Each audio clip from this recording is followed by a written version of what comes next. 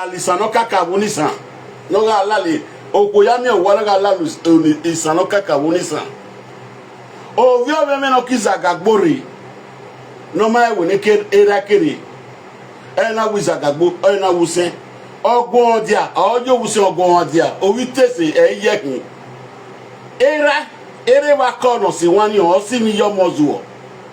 o mozuo ti o ni yo mozuo si mi no ku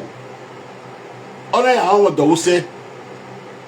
ori ya won do wuse ira rie obogbere omozuo obogbe yo mozuo iyo mozuo we me ga no ave ya yin ere we ko igo na ya si mi yo mozuo ya gbon igo ne ere wa ko rie la de na si mi yo mozuo ya gbon won ogbe kola ti to dera ke dori obodo fun yan gbogbo gbe omo se ti asusa ni anari omozuo ni e wo gon adia wusen no na riwe na wo bi se bo bi aru se ni bo yin ape ma kwe wusen o ga lo ye ko ewe o ga we ewe wo ni san o yin ape ma kwe o wi we sizagagbo o ya lo ye ki yera a togo ni omozuo pa no re no wi e blogger no re tubutubu no ma ni we na egberi abupo na gba pogodo omo no ma gba we na mo se we ku ye we no gwaru gweti egun a be temoni yan neni kan yunu kan le de na bi edun no go me o kawo yo nu wa dan yo owo ko ku ana wa bege mana owo ko ku ana o le centro no so iragbona ovie para patana won ko pa no gbe zabaku ye Holland he got money lajan very soon e piso e data se mi yes on bone ya mon lajan eni ja fe o si ene owo ko pe na ma settle down with owo kan o si ene no ma gba okoto e wa gba okoto fe yi ara mi du e we para patana ma o ma gba okoto fe vodu e yi no me kina mi du e awe behind any successful man there must be a woman or a back of successful man or your boy one for our and I win sorry need to come what ye got one here or go for like a zogi the iman's okay now we you're from Facebook of your power with dockery iyan of ye boyuwe awo bole lowe ku gbegbegbegbegbe o de ba ma mi wota no we kebi lelewu awe enwene lagbalagba ke wala ke ola do we bo bugwa wa try wa fana kwa gege because o ere ga tin yo tomo ere ga ti ye totomo awo ko pe ara ide ni ka pe voice oti e no di ene oti e no de wa da we oti e no di o aleru na ya ri ko egbe dan ye no saga we imi amu ku we na we sale no sale no mu we wa ri obo fun e be na mu go yo ohun o tun mu de me na mu ja ye mu ja obo ya me na mu ja obo ma so o sale bo ya me ro wa ma me ri ja ye mu ja obo ya imi na mu ja obo ma so ye me he mi go na ye oye para pata no dio na gba gbogbo owodo gbe odion na wo odion wekin ekwe gbu egele mu e owo ko tu gbe ni kere onye mo tu gbe yin gbe be owo ko tu gbe ni kere na no ala dagbo tun e emi ja fi weri e ami okunu gba so bo mu na gbo na ma pe a o ma ebe hotel phone ha o eto ibinile hotel fo do te wa gbo fun e wo o ma ebo e fo wa wa bege re bo tin wa ri re wa ma we no kiri wo ori e Canada ikwedo okuna no ti wa lele na o pe okunu ma e zogie we na aro bi okuni Esonia okuna ke okuno ma 10 years ekpe na je gbe fi owe laute Nigeria ona wini ilu we Canada ona wini okuna so ni na wini lo pe ala we Canada di na pe mi ge ba ri eju wa o wa yan po ge yi ya ge ma no da voice we Canada ya fe niku ojo wa ni pe ajo wa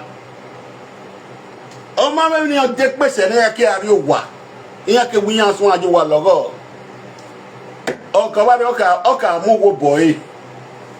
o ni o no la ye bi salary ogere de o da ri go game mo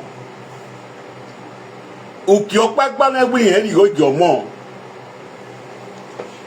eni na ka si go ya kokko mo na o wo ni wa ro oye o ko ni okoko mo uki okwe yo se ti ka me 2000 ewo yarire oke pe go wage oke doriye ba boy adoga ye de ni money ya amio o ki awe travel o mo aro de ye yan ki awe travel iya ki awe travel with your mogie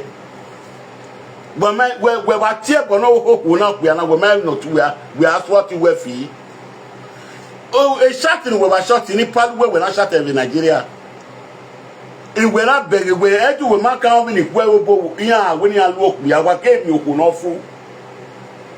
en we na mi oku no fu we na ki palu we da van we do we na ki palu we da van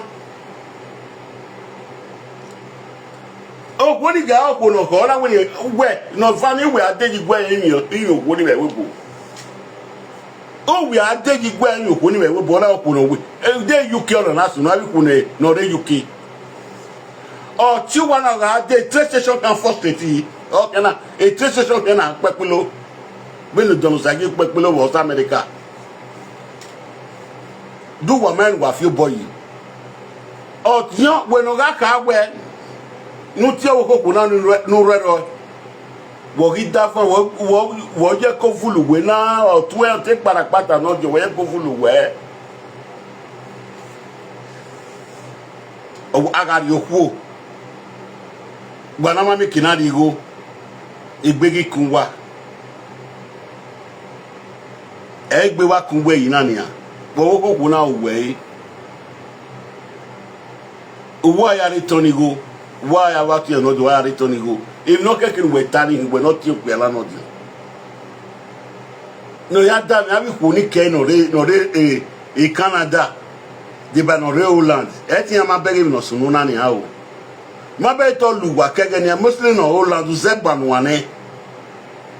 no re Holland no ze ba no ane lo pe wo ko pe la we wo wa o e go no ya serious mo pe pa no ga ya o ye ko no deje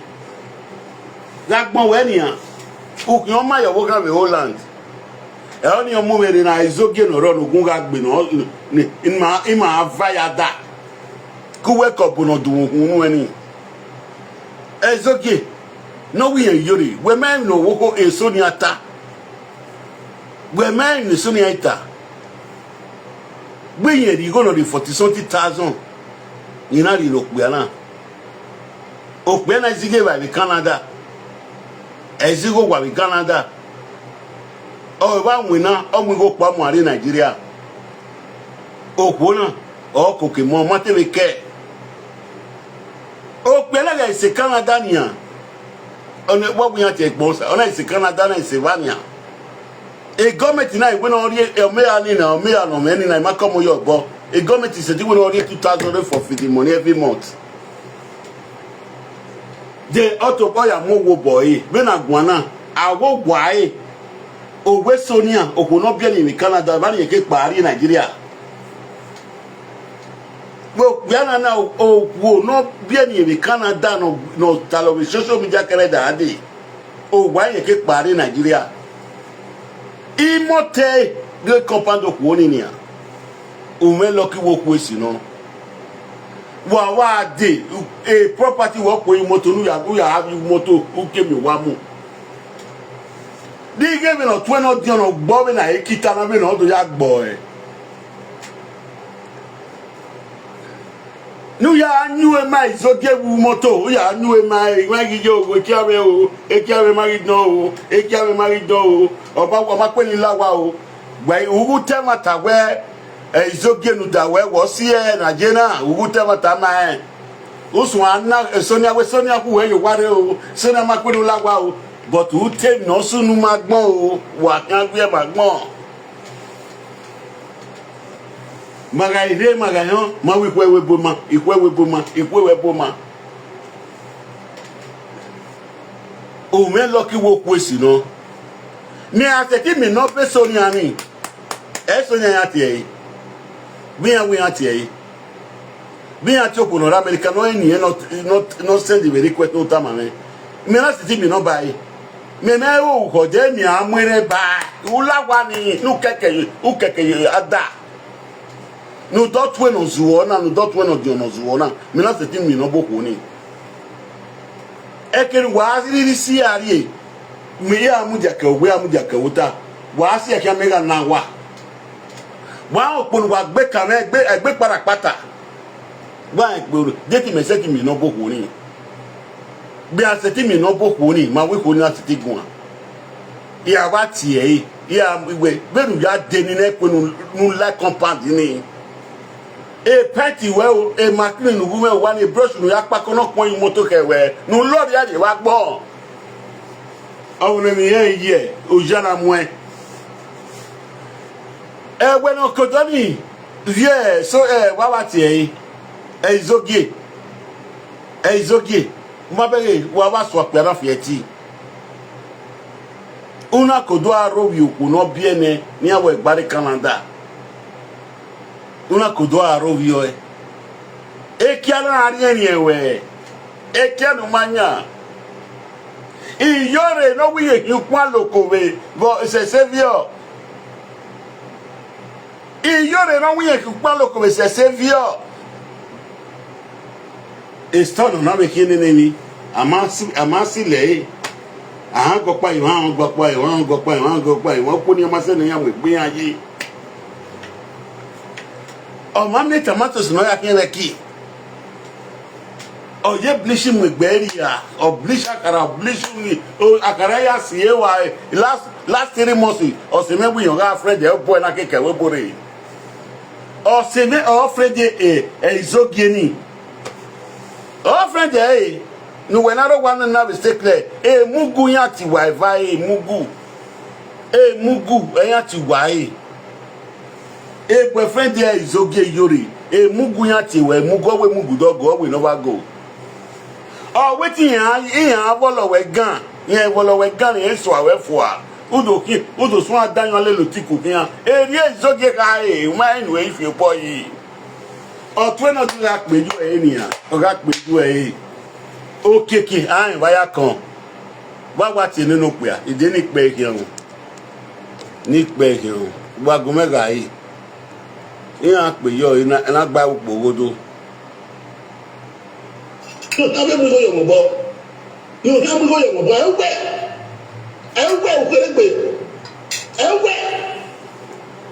ewe omo nu go keri we shout mo na we shout amara wa beju wa uwo mo no bi edo we so wo tu onya otu wonya ogwo na a video na no pe na Riari police station where otion pẹ̀lú bi na okay Nigeria accuse we o pe na nya mo so pe na ga dey ni ada ibe airport when wa ke wa ni si when wa we DNA test imawa mi no boku na awon ni apa no ni ga translator na we ma live na gba opogodo me no ya agwale no boku na ya try ni mi o imi aji ebene ezogie yebo gbalugwa we na degeni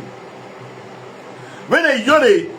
yebo gbalugwa we na degeni eri ma abe ye black paper gbalugwa we webo we give de Nigeria eri na abe ye bi no ku egu we aweja we gide o de Nigeria abi we bu na mi he wa de ban gbogbo a because we down wa when we are treating him man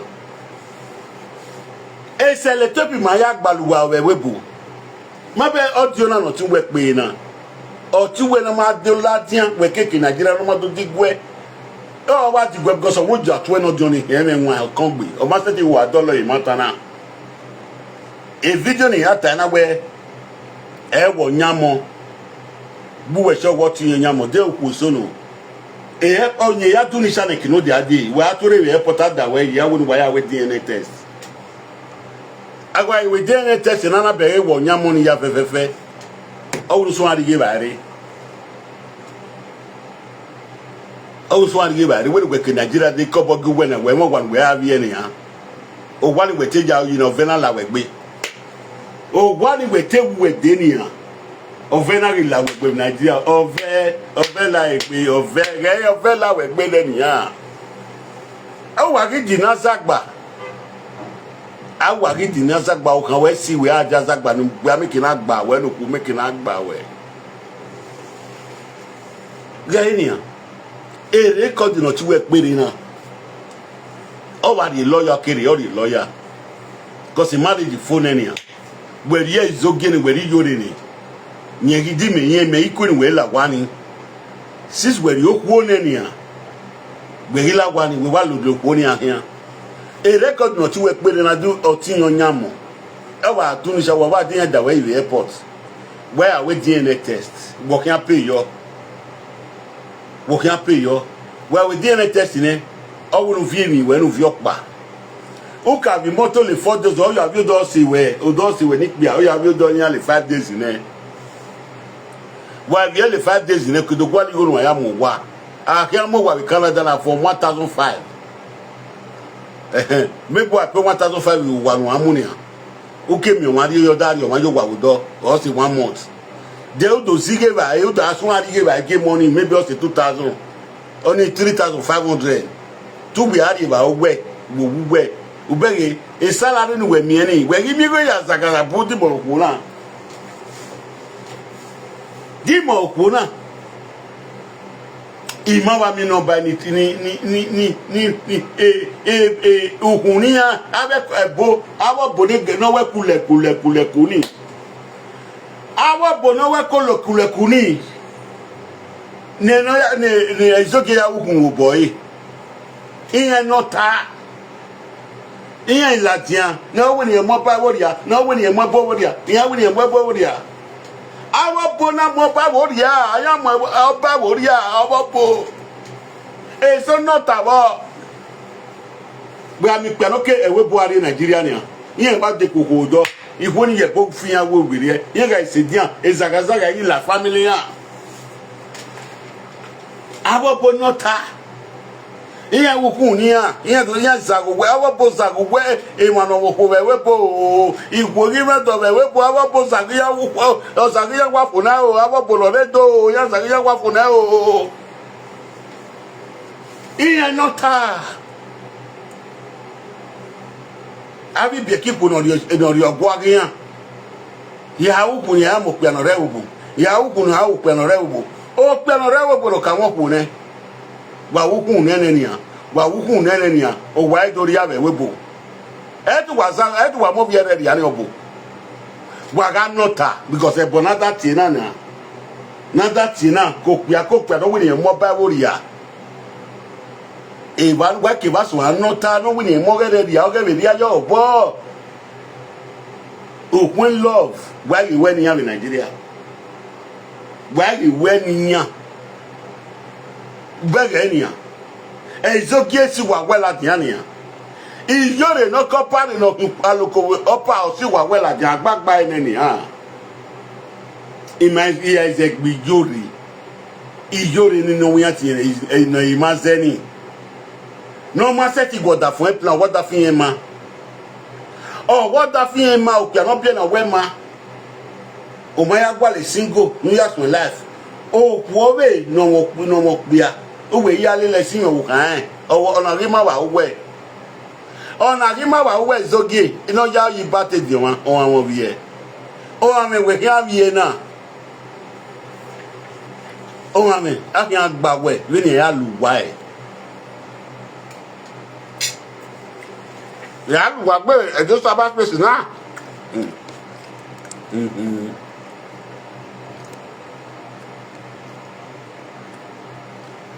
When you your man away like me.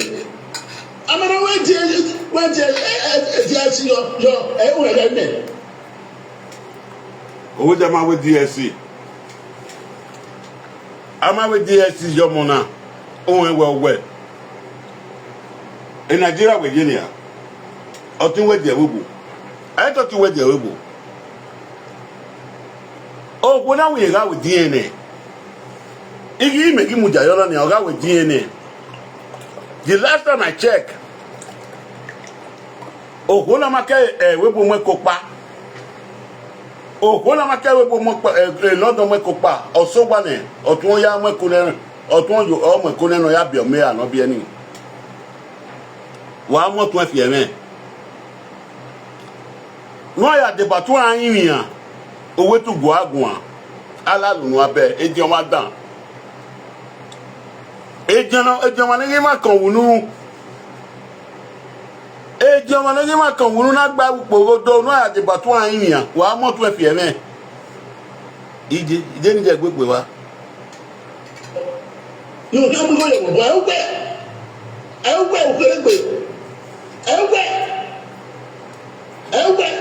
I'm gonna get watch out to Mona. Ciao. Watch out. O to nya.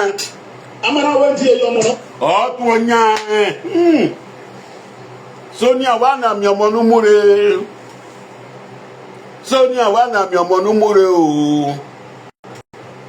Sonia wana mi omo nu mure. Owo ti yan mo. Sonia ari police station o. Sonia ari police station ya ka mi yawe nya ki Nigeria accuse we wo nyamo. So piala ga ade when ni no ya dive airport. Ni ati ewe nu wa ya we DNA test. O dey record ugwa the translator. Ugwa le judge because ojobo gbegbo we da ma we CNN. We yen. We prove e ba we Nigeria can we CNN, we boy na we CNN. We prove e man e veka ball like gbe no na start wa bi pa ba odiona me nwa. Oh, wait me.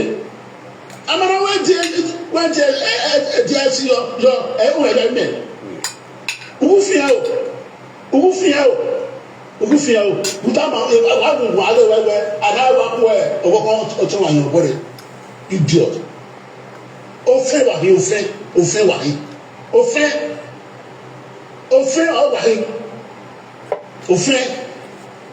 wọ́n wá ní ìwà làwọn tó. Ma be we wa ewe bo aje na. Otun we ya se jan do ki o fe. Otun we ya se jan do ki o fe. No tun we na ri o wa video na. O ke da do ki 2 times in a year. O do ki gbeso do ki 2 years o do ki pa. Any na ti wa mi 7,000, 6,000 or 5,000 naira. O ti wa mi $5,000 e pay go wa pay mi ro pa o kan areja. O kan ga koko mo. O we nu da we budget wo wa. O we budget wo wa. O mo ko kele 3 months o mu pa. E ri se ti ko ke be ni. E ri se ti ko ke o ka pay money ni mo ya ri bai. Except the king when I will work in ability, or my when I will boy, well, I'm going to yard you what. Even a mugbo would not you was that in Ania. Yeah, working I'm going to yard you what. Benny Piasso Yena, I will also pay him more when I will book. On my when I will book okay ability. Also, as a little here. In a finished budget, remove when Nigeria will turn on my buffalo. Oka pay give by maybe 1,500. Or pay go 1,500. They 5,000 me any go ke. O ma set ye vuere na zoge ya na zoge na zaka da buna. Nya ti ari $200 ge zoge. every month all the $20 no yen gari ge mabo wa gboru obu di okowo sesevion gwaje wo do ni wa vano ko do ni re ezogie gbe na garo wi oku na o me lucky we ogu na won me good mind you know no we na aro wi ani ezogie iyori opiano me so oku na me so we opiano je gbe wi Nigeria gbe so opiano once in 5 years we je pepulo we Nigeria we no kuni o ki exhibit we ze pepulo except ko do ni ade ticket no piano no ya ri Nigeria we don we meseti ko we meseti ri ba de pede ya benu we je na do pe we le ari na ni we na ya ri ba no aka we bori we aseti ri ba gba be de ezogi ama we ami gori ju pe na we ga ni no ya we wa ade ticket no ya de wa oh ti ami 5,000 in Canada ni ige ba mo gan o igan wo do gbe no me anu wa je ni o me ani mi ni o ba se 1,500 no kan pay ni yan be ni e ti gba se na here am one room ni how ya me flat maybe o give me flat more say 3 months all pay fianza pay me ya all pay 3 months all pay fianza pay me ya okay la maybe from 96 months they get winner you may balance